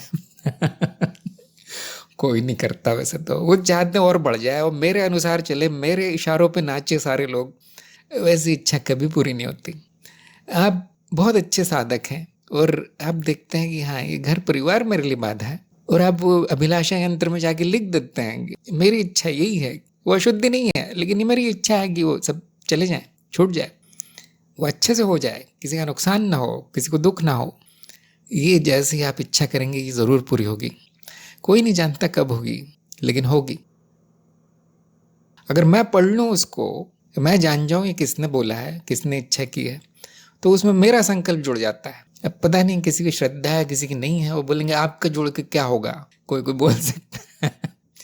तो मैं भी जानता हूँ, कोई गारंटी नहीं है कि मेरा संकल्प उसमें जुड़ जाए आपके संकल्प में, तो क्या होगा, गारंटी नहीं है। लेकिन हमने प्रयोग कर दिया है, आगे जो प्रयोग बोलेगा वो होगा, आगे जो कृपा है वो होगी। मेरा काम है उसमें सहायता करना, मेरा काम है आग में घी डाल देना, वो मैंने डाल दिया। आप लोगों का काम है उसको उपयोग करना। मैं बोल नहीं सकते, माया है। बहुत से लोग है, ये तो अंधविश्वास है, बहुत से लोग कहेंगे। मैंने कहा ठीक है, जो मरता क्या ना करता, डूबते को तिनके का सहारा, हम जो भी हो सकता हो कर देते हैं, सोचते नहीं ज़्यादा। भले वो थोड़ा सा अंधविश्वास हो, थोड़ी अंधश्रद्धा हो, लेकिन हमारा संकल्प तो अच्छा है, हमारी इच्छा तो शुभ इच्छा है, आध्यात्मिक इच्छा है। तो उसके होने का, उसके पूर्ण होने का की संभावना बढ़ जाती है। तो ये बहुत बड़ी कला है कि मुझे क्या इच्छा करनी है। और ये अशुद्धियाँ, शुद्धिकरण भी बहुत बड़ी कला है। ये सब गुरु के बिना नहीं होता। इसीलिए सभी से अनुरोध है कि जब आप बटन दबाए वहाँ कि मुझ में कोई अशुद्धि नहीं, थोड़ा सा सुन लीजिए पहले क्या बताया गया है। कभी हो सकता है और मिल जाए कोई अशुद्धि, बाद में आ जाए, तब वो काम आएगा। तो आपकी प्रकृति अच्छी हो रही है कृष्ण प्रिया की, चलते रहिए। आप में एक ही समस्या है कि आपको कुछ चमत्कार चाहिए, 1-2 दिन में हो जाए, वो नहीं होता। यह अशुद्धि है आप में। मैंने कहा ना, गुरु सब देख लेता है बैठे बैठे, और किसी को पसंद नहीं आता जो गुरु बताता है कि तुम में अशुद्धि। सबसे कड़वे वचन यही लगते हैं गुरु के।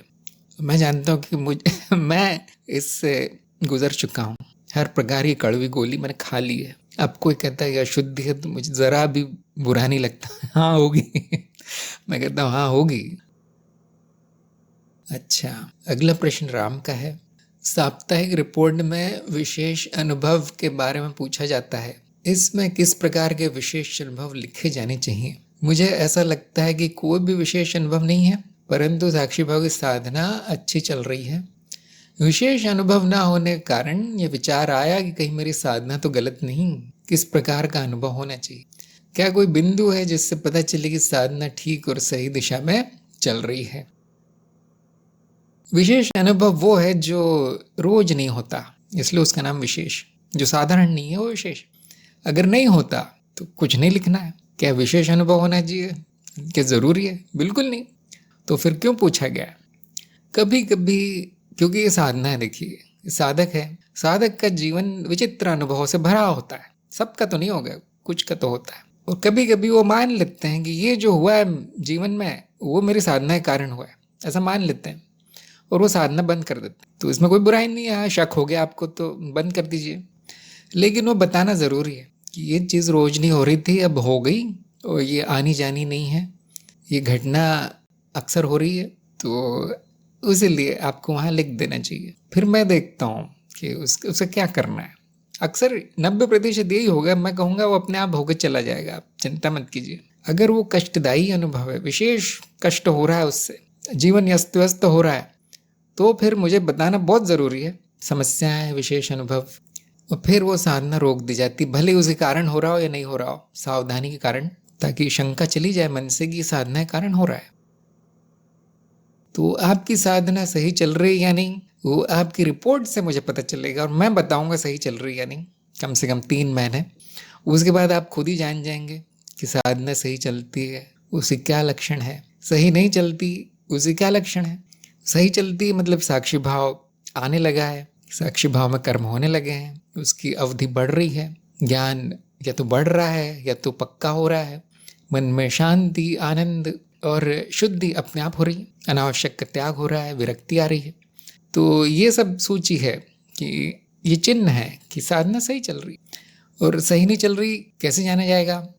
अज्ञान बढ़ते जा रहा है, शंका आ गई है, ये ज्ञान बेकार है, शाब्दिक है, या ये मार्ग बेकार है, इस गुरु को कुछ नहीं आता, साक्षी भाव बेकार है, मैं तो मनुष्य शरीर हूँ, मुझे तो ये करना था, वो करना था। न शांति है, न संतुष्टि, इस इच्छा के पीछे भाग रहा, उस इच्छा के पीछे भाग रहा, विरक्ति तो है ही नहीं, सब तरह के सुख दुख भोग रहा है, पूरी तरह सांसारिक हो गया व्यक्ति, भूल जाता है उसने क्या किया था, भूल जाता है कि उसने ज्ञान दीक्षा कार्यक्रम किया था, उसका प्रमाण पत्र भी खो गया, सब खो गया। इससे पता चलता है कि साधना गलत हो रही है, विशेष अनुभव नहीं हो रहा, वो मानदंड नहीं है। प्रगति रुक गई आपकी पूरी तरह से, विकास रुक गया है, आध्यात्मिक विकास।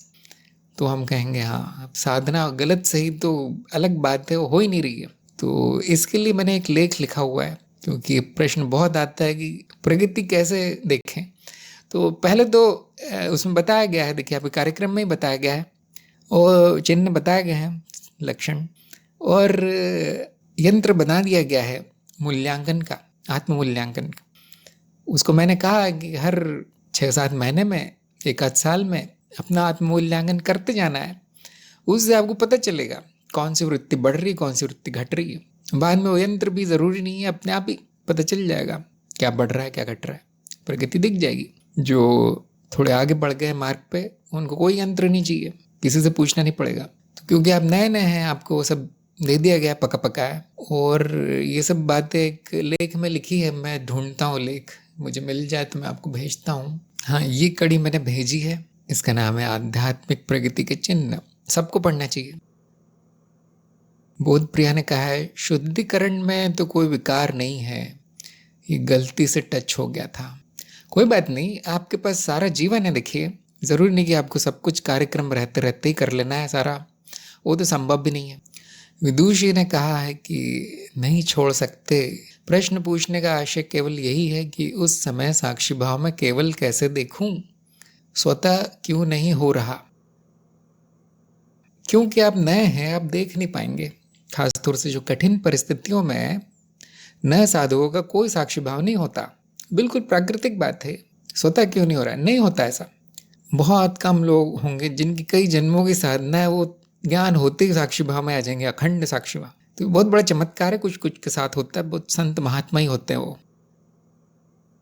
तो एक साधारण साधक को कई वर्षों तक साधना करनी पड़ती है। अगर आपका सामान्य स्थितियों में, साधारण स्थिति में साक्षी भाव है, तो आप मान लीजिए कि आपकी साधना सफल है इस समय। बाकी होना जरूरी नहीं है, क्योंकि आप नए हैं, वो धीरे धीरे होगा। अगर आप उसके पीछे लग गए, साधना के पीछे, तो वो थोड़ा जल्दी हो जाए कुछ वर्षों में, नहीं तो कई जन्म।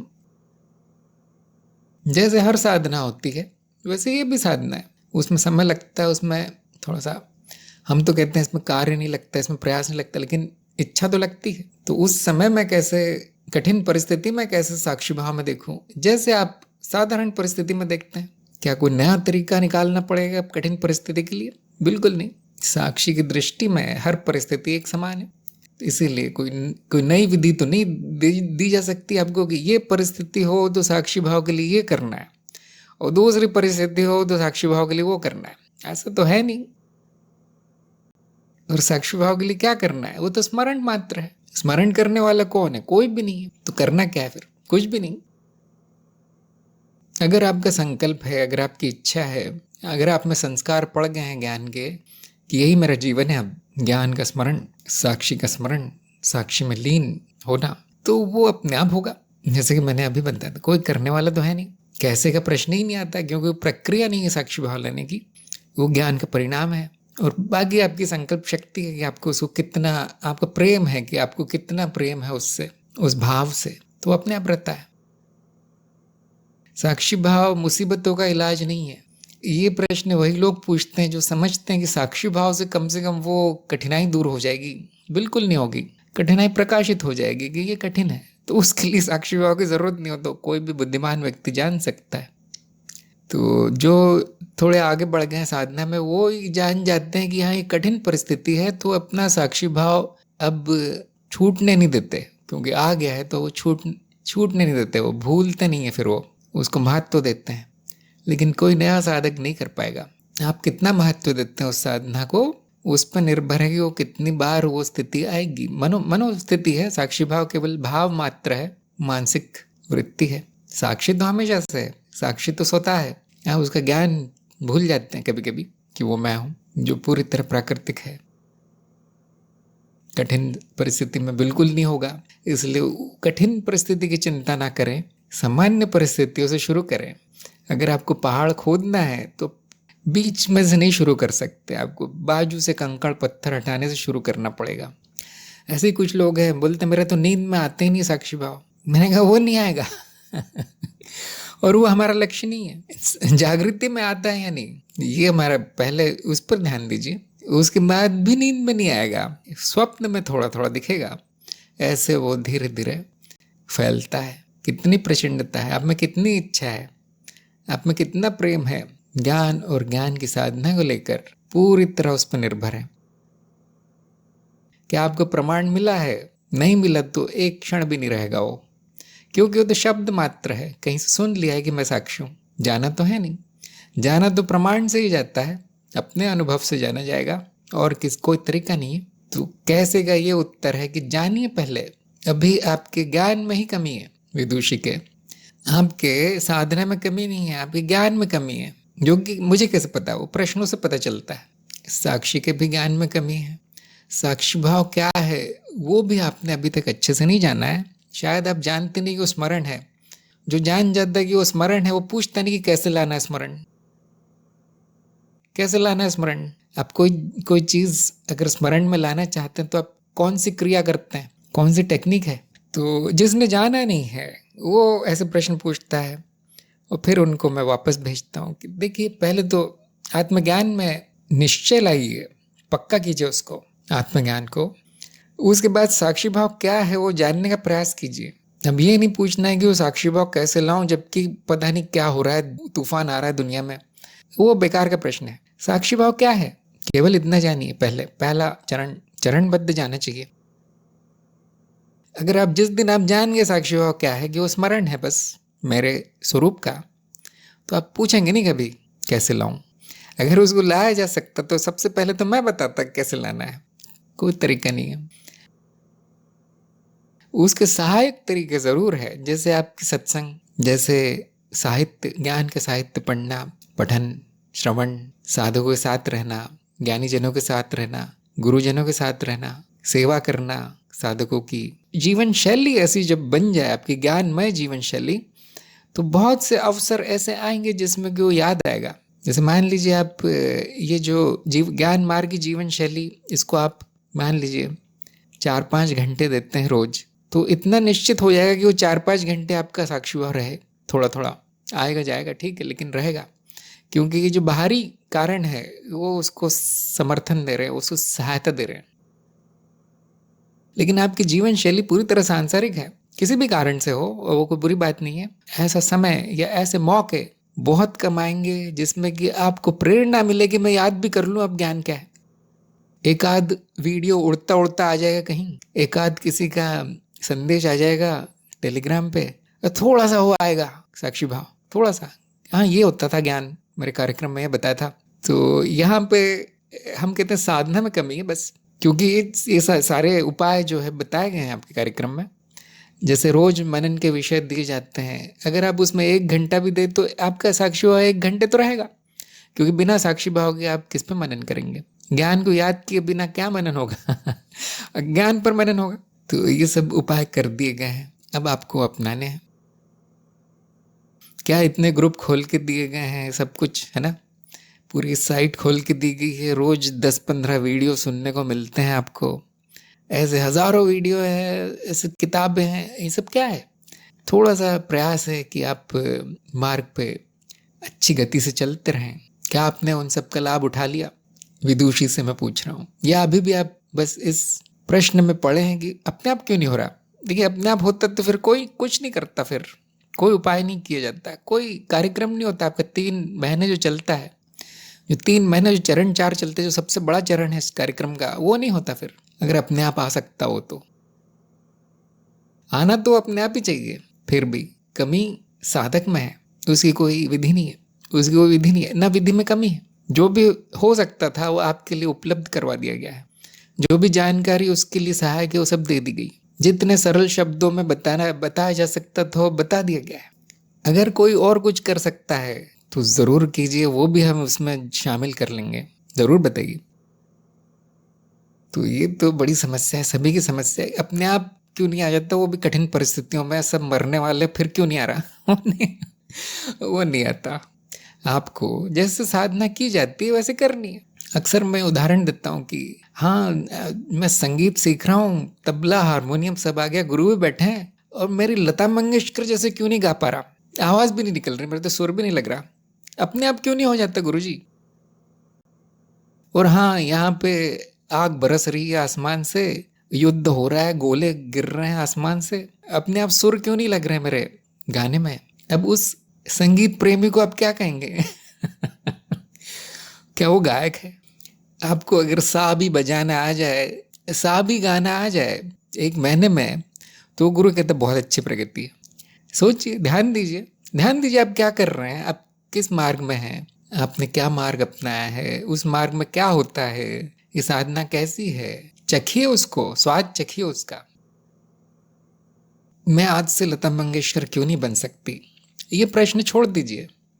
सारे गामा क्या होता है, संगीत क्या होता है, लय ताल क्या होती है, राग क्या होता है, ये पूछिए। क्यों आप नए हैं? देखिए, अगले प्रश्न पे चलते हैं। अंजू का प्रश्न है, किसी भी तरह के कार्य में, किसी भी सेवा या अन्य कार्य में कोई परेशानी या शिकायत का ना होना, दूसरों को लगता है कि ये तो परेशानी वाले काम है। किसी पर क्रोध पर विशेष प्रतिक्रिया का ना होना, क्या साक्षी भाव ही है? नहीं, बिल्कुल नहीं। साक्षी भाव मेरे तत्व का स्मरण मात्र है, उसके प्रभाव में क्या हो रहा है जीवन में, उससे इसका कोई संबंध नहीं है। अगर किसी और के जीवन में ये सब नहीं हो रहा, प्रतिक्रिया क्रिया, लेकिन उसको पूरा स्मरण है मैं क्या हूँ, तो क्या हम कहेंगे अब नहीं है उससे साक्षी भाव? तो फिर से देखिए, साक्षी भाव कोई विशेष कर्म, विशेष प्रतिक्रिया, विशेष भावना, ये सब नहीं है। का होना ना होना, ये सब नहीं है, केवल मेरा स्मरण है। अगर आप सोच रहे हैं कि साक्षी भाव का प्रभाव है, हो सकता है, हो सकता है, लेकिन ज़रूरी नहीं है, क्योंकि ये तो किसी और कारण से भी हो सकता है। किसी चीज़ में रुचि नहीं आ रही, वो तो सामान्य आदमी को भी हो सकती, सांसारिक व्यक्ति को। किसी पे क्रोध ना आना, प्रतिक्रिया ना होना, ये तो कोई भी बुद्धिमान व्यक्ति वैसे ही करता है। साक्षी भाव की क्या ज़रूरत है इसके लिए? हाँ, आपको क्रोध आ रहा है, प्रतिक्रिया हो रही है और स्पष्ट दिख रही है कि ये मैं नहीं हूँ, हाँ, ये साक्षी भाव है। देखिए उसका प्रभाव क्या होगा, या तो वो कार्य हो जाएगा, कुछ ना कुछ फल आएगा, या तो बुद्धि कहेगी ये जरूरी नहीं है, वो नहीं होगा। तो फर्क बहुत छोटा सा है, लेकिन स्पष्ट है कि उसका साक्षी भाव को कुछ भी प्रभाव आ सकता है, या हो सकता है कि पूरी तरह सामान्य जीवन चले, बाहर से देखने पे पता ही ना चले कि इसमें कोई साक्षी भाव है भी या नहीं, इसमें कोई ज्ञान है भी या नहीं, और फिर भी वो साधना सफल मानी जाएगी। अगर वो युद्ध के मैदान में है, पूरा साक्षी भाव में युद्ध कर रहा है, दुश्मनों को हरा रहा है, तो गुरु कहे बहुत अच्छी प्रगति। हाँ, अगर वो बैठा हुआ है एक जगह कि मेरा तो मन ही नहीं होता कुछ करने का, कोई क्रिया प्रतिक्रिया नहीं, कुछ नहीं है, तो फिर बताना कठिन है कि क्यों क्यों ऐसा हो गया, क्यों जीवन में से जीवंतता चली गई। तो ऐसा अगर तब हो रहा है जब वो अनावश्यक हो, जैसे किसी पे क्रोध ना आना अनावश्यक है उस समय, या कोई प्रतिक्रिया ना होना, या कोई परेशानी या शिकायत ना होना पूरी तरह अनावश्यक है, और वो साक्षी भाव में वो दिख जाता है कि हाँ, और वो नहीं होता, तो वो साक्षी भाव का प्रभाव कहा जाएगा। लेकिन आप पूरी तरह भूल चुके हैं कि मेरा तत्व क्या है, और फिर भी कोई प्रतिक्रिया नहीं हो रही, कुछ भी नहीं हो रहा है, तो अब थोड़े अब बोल नहीं सकते। अब हो सकता है कि वो आपका स्वभाव है, उस व्यक्ति का ऐसा स्वभाव हो गया है, उसमें कुछ परिवर्तन आ गया है स्वभाव में, भले ही वो आध्यात्मिक होने के कारण हुआ हो, भले ही वो आध्यात्मिक प्रगति का फल हो, लेकिन वो कुछ भी प्रतिक्रिया नहीं करता, कुछ भी हो जाए वो परेशान नहीं होता, जहाँ ज़रूरी है वहाँ भी शिकायत नहीं करता, कोई भी नहीं कहेगा कि ये बहुत अच्छा हो रहा है। अब हम कहेंगे कोई समस्या है फिर, क्योंकि साक्षी भाव वृत्तियों का दमन नहीं है, और उसका प्रभाव वृत्तियों का दमन नहीं होना चाहिए। देखिए, अगर वो प्राकृतिक रूप से नहीं, हाँ यहाँ ज़रूरी नहीं, यहाँ कुछ नहीं करना है मुझे, और बाकी आप पूरी तरह प्रसन्नचित्त और जीवंत है, जहाँ दुख चाहिए वहाँ दुख, जहाँ आंसू चाहिए वहाँ आंसू, जहाँ हंसी चाहिए वहाँ हंसी, और ये सब प्रकाशित चित्त में हो रहा है, तब बिल्कुल सही प्रभाव पड़ रहा है, तब बिल्कुल सही प्रभाव है। हाँ, विरक्ति आ जाती है साक्षी भाव से, विरक्ति आ जाती है, लेकिन विरक्ति क्या कहती है, ये हो रहा है तो भी अच्छा, नहीं हो रहा तो और अच्छा है। विरक्ति ये नहीं कहती कि होना ही नहीं चाहिए, अब इसकी जगह कुछ और होना चाहिए, इस वृत्ति की जगह वो वृत्ति होनी चाहिए, ये नहीं कहती विरक्ति। वो तो जिद है, किसी तरह की दमन है। जैसे कोई इच्छा पूरी नहीं हो रही तो विरक्त व्यक्ति क्या बोलेगा, नहीं हो रही है, कभी ना कभी हो जाएगी, नहीं होगी तो भी अच्छा है। जो विरक्त नहीं है उसके पीछे भाग दौड़ करेगा, वो दुख उठाएगा, दूसरों को भी दुख देगा। और अगर वो पूरी हो जाती है, विरक्त व्यक्ति कहता है हाँ ये भी हो गया। जैसे हवा चलती है, धूप आती है, छाव आती है, बारिश आती है, ये इच्छा भी आकर चली गई, पूरी हो गई। वो उससे लड़ नहीं रहा है, उससे झगड़ा नहीं कर रहा है कि ये आई क्यों इच्छा, और ये पूरी कैसे हो गई, मैं तो आध्यात्मिक हूँ, मुझे तो कुछ नहीं करना है, मुझे तो मुर्दा होके कोने में बैठना है। अब यहाँ पे समस्या आ गई। अब ये समस्या है, न ज्ञान है, न बुद्धि है, न विरक्ति है। तो देखिए साक्षी भाव के प्रभाव पड़ते हैं, परंतु वो अच्छे होते हैं अक्सर। तो अगर अच्छा प्रभाव नहीं हो तो हम साधना क्यों करवाएंगे किसी से, आप भी वो क्यों करेंगे। तो आप भी पढ़िए वो जो मैंने भेजा है लेख। आपको साक्षी भाव के प्रभाव किसी और से नहीं पूछना पड़ेगा, ये मैं अब बाकी सबके लिए बताता हूँ। आप खुद देख सकते हैं, क्या आप देख नहीं सकते। अगर आपको पूछना पड़ रहा है कि ये साक्षी भाव का प्रभाव है या नहीं, तो हो सकता है कुछ और हो। फिर वो अक्सर लोग क्या मान लेते हैं कि मेरे मन में कोई भी बुराई, कोई नकारात्मक भाव, कोई दुख, कोई बुरा विचार, अपवित्रता बिल्कुल खत्म हो जानी चाहिए, वो साक्षी भाव है। बिल्कुल नहीं होना चाहिए ऐसा, ये नहीं कहता साक्षी भाव। वो सकारात्मक को भी प्रकाशित करता है, नकारात्मक को भी। क्या होना चाहिए वो निर्णय बुद्धि द्वारा लिया जाता है, वो आप स्वतंत्र है। आप वो तो बिना साक्षी भाव के भी निर्णय ले सकते हैं। आप क्या होना चाहिए आपके जीवन में, क्या होना चाहिए आपकी मनोवृत्ति, स्वभाव, इसके लिए आध्यात्मिक होने की क्या जरूरत है। सामान्य बुद्धि वाला व्यक्ति अपना व्यवहार बदल सकता है।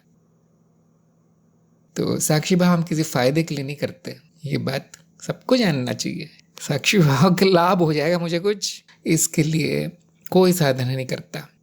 क्यों साधना करते हैं हम, क्योंकि वही मेरा जीवन लक्ष्य है।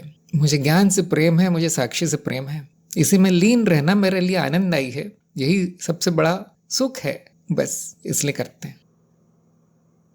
मेरे मन में ये क्यों है, वो क्यों है, साक्षी भाव से कैसे हटाऊं, ये सब बेकार की बात है कि वो फिर साधक भी नहीं हो आदमी। आने तो जो परिस्थिति आती है, आने तो जो आता है मन में, जो शरीर में, जगत में, कुछ भी तो मेरा नहीं है।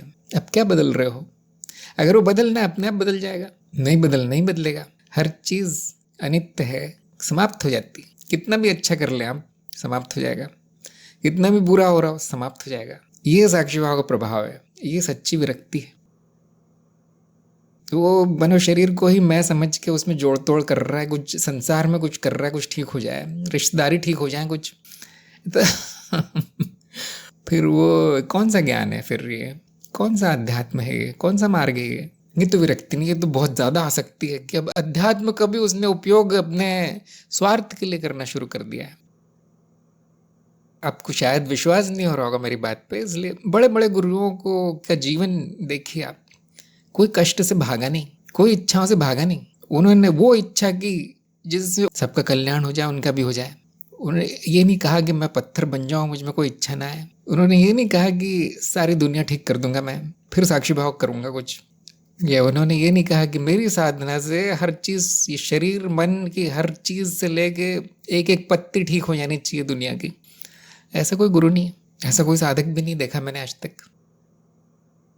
जो आ रहा है उसको पूरी सुंदरता से निभा रहा है, बस पूरे प्रकाश में वो चल रहा है। ऐसा नहीं ऐसा हो जाए, वैसा नहीं वैसा, ये सब नहीं कर रहा हो, पूरी तरह प्राकृतिक।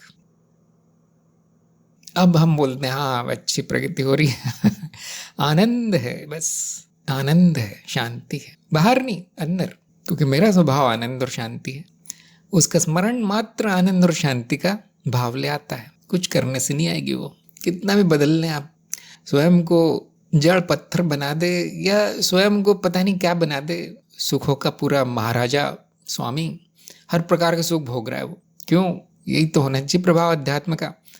वो सब बेकार की बातें। देखिए उसको साधना नहीं कहा जाएगा, उसको प्रगति नहीं कहा जाएगा, क्योंकि वो धरा का धरा रह जाएगा, आपके साथ नहीं जाएगा वो जो आप ठीक कर रहे हैं, जो बदल रहे हैं।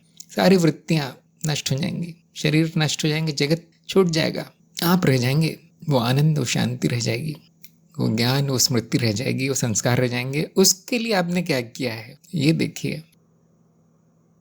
जो अनित्य है उसकी जुगाड़ करने में लगे हैं या अपने आध्यात्मिक मार्ग पर चल रहे हैं।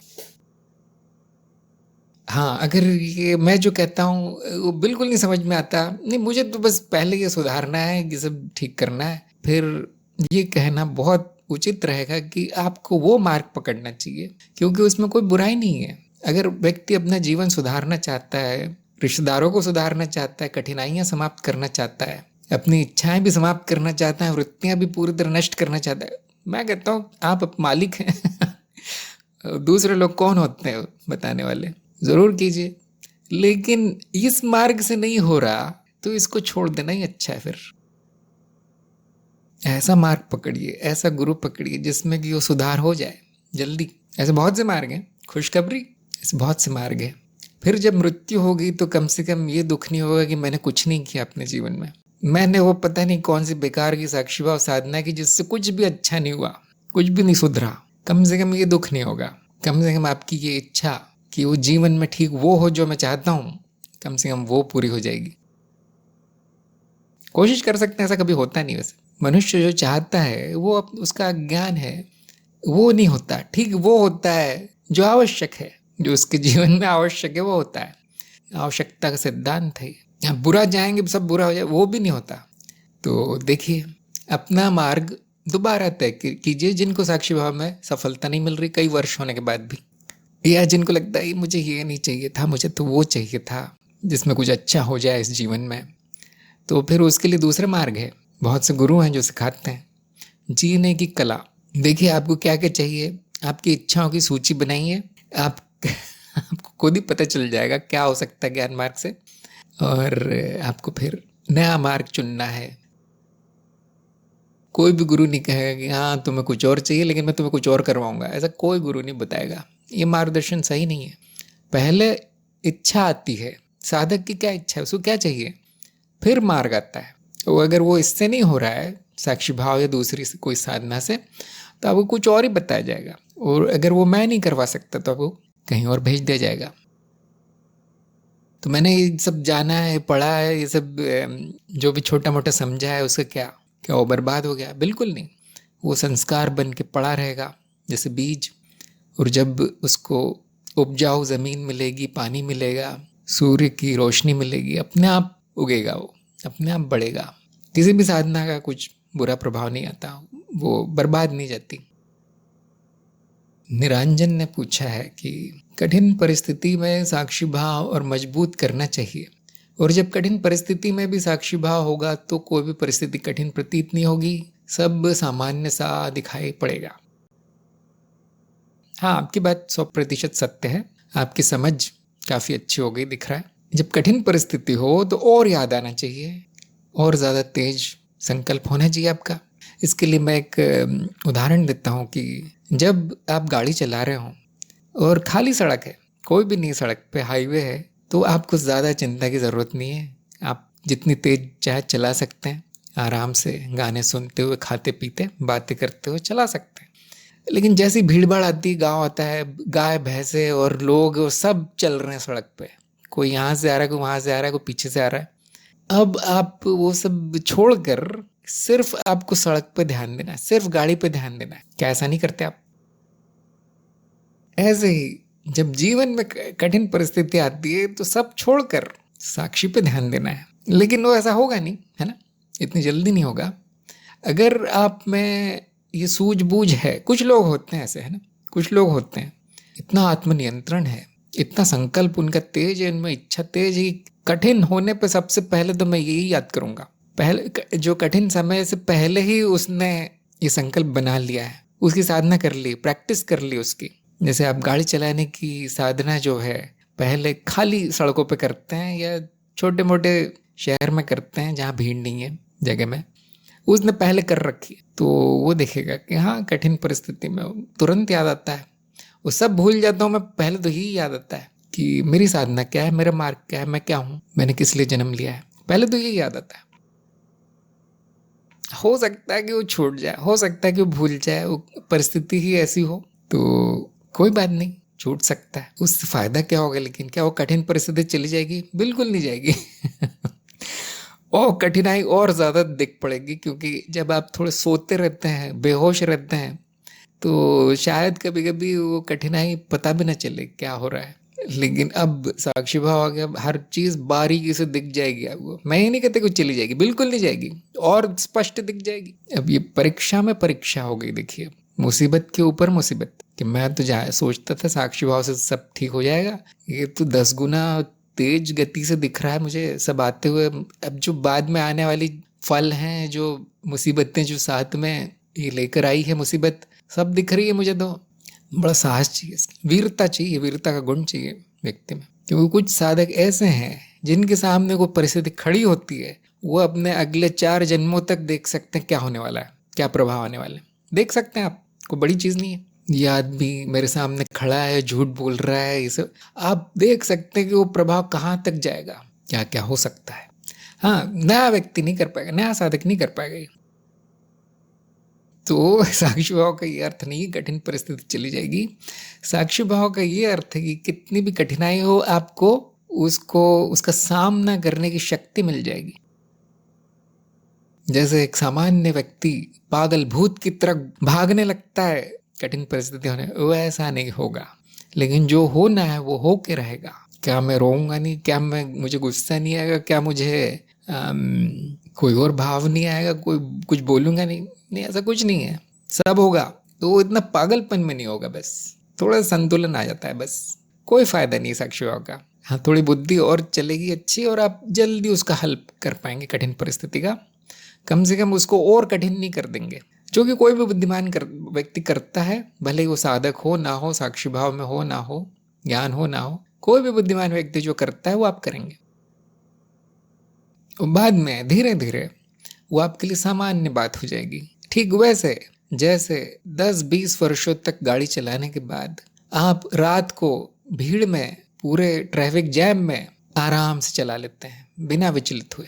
क्या वो रात का अंधेरा उजाला हो जाता है? क्या वो भीड़ समाप्त हो जाती है? क्या लोग इधर उधर भागना रास्ते बंद कर देते हैं क्योंकि मेरे में साक्षी भाव है? बिल्कुल नहीं, वो नहीं होगा कभी।